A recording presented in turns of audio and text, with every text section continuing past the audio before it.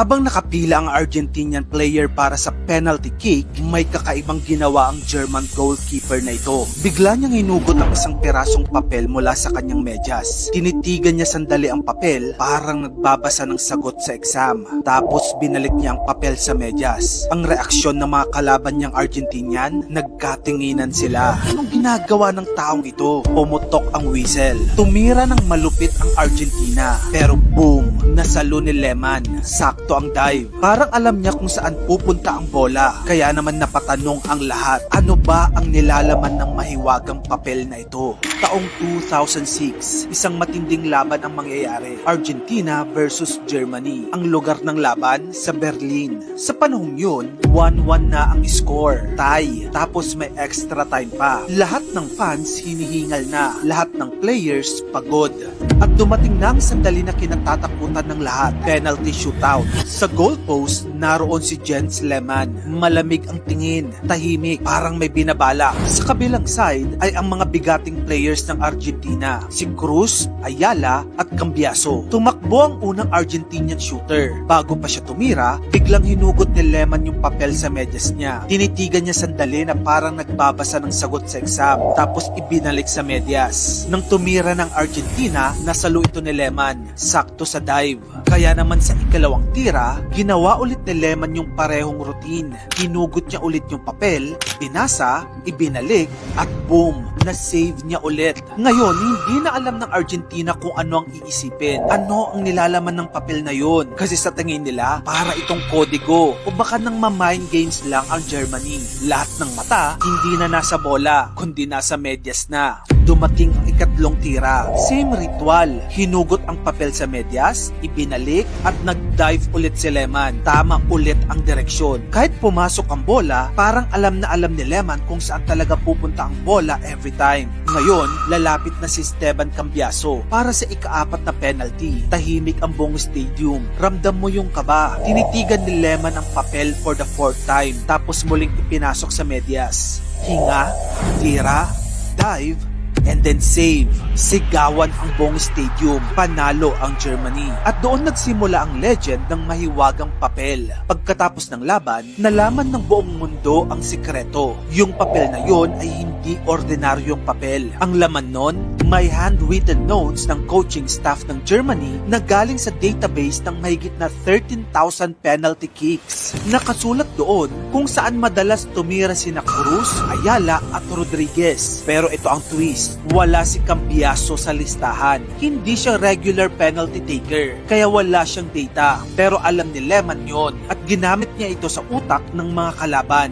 Every time na binubunot niya ang papel, nakikita ng mga Argentinian at bawat tingin niya ron, nawawala ang kumpiyansa ng kanyang kalaban. Hindi lang kasi basta goalie si Lehmann. Para siyang nagmistulang psychologist sa goalpost. Matapos ang laban, ang papel ay tinawag na Lehmann's cheat sheet. Na-auction ito for 1 million euro at idinonate para sa charity. At ngayon, nakadisplay sa German Museum ang isang pirasong papel na literal na nagbago ng kasaysayan ng football. Kaya tandaan mo, minsan hindi lakas o bilis ang panlaban. Minsan, kailangan din ng utak.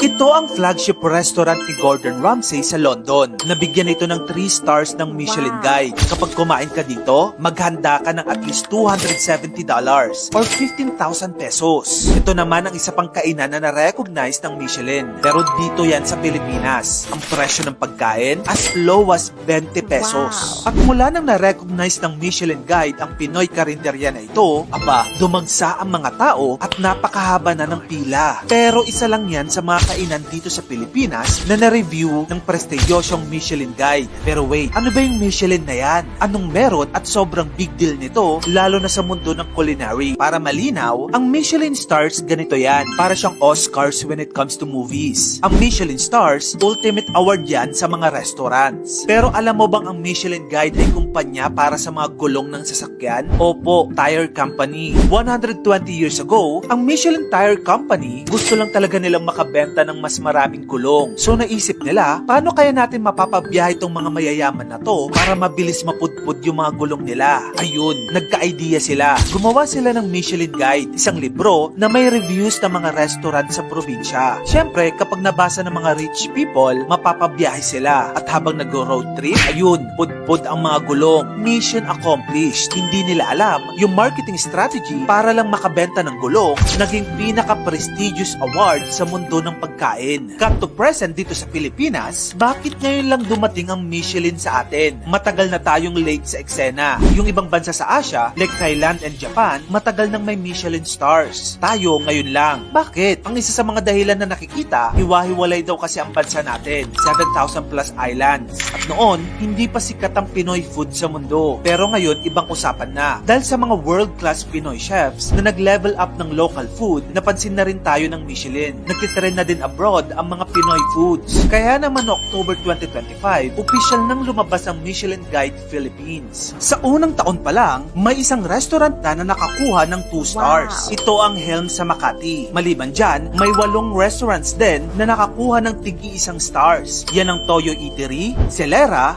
Gallery by Chele, Hapag, Inato, Casa Palma, Linamnam, at Asador Alfonso. Hindi lang yan, may 25 restaurants din na binigyan ng Beef Gourmand distinction para sa exceptional food pero hindi ganun kamahal. Kasama rito ang Kumba, Morning Sun Eatery, at Manam at The Triangle. Okay, wait, ano nga ba yung pinagkaiba ng stars at Beef Gourmand? Yung Michelin stars, yan yung pinakamataas na level ng fine dining sa bansa. Yung Beef Gourmand naman, masarap, quality. Pero hindi kailangang magbenta ng kidney para kumain. So kung gusto mong maranasan ng Michelin experience, may dalawang option ka. Ultra Premium Stars o Value for Money Beef Gourmand. Pero ang tanong, at the Helm, doon sa Makati na may 2 stars, ang tasting menu nila ay nagsisimula sa 5,800 pesos. 8 courses na yan. Yung 12 courses naman nila, 8,800. Yun namang Toyo Eatery na may 1 star, around 6,500 per person. At yung the rest of 1-star restos, nasa average 4,000 pesos to 8,000 pesos per pax, depende sa menu. Pero kung Beef Gourmand style lang ang trip mo, like Morning Sun Eatery, pwede ka nang mabusog sa 20 pesos mo to 150 pesos. Wow. Take note, yung mga nabanggit kong presyo, maaaring mag-iba yan, lalo na ngayon na nakatanggap na sila ng Michelin recognitions. So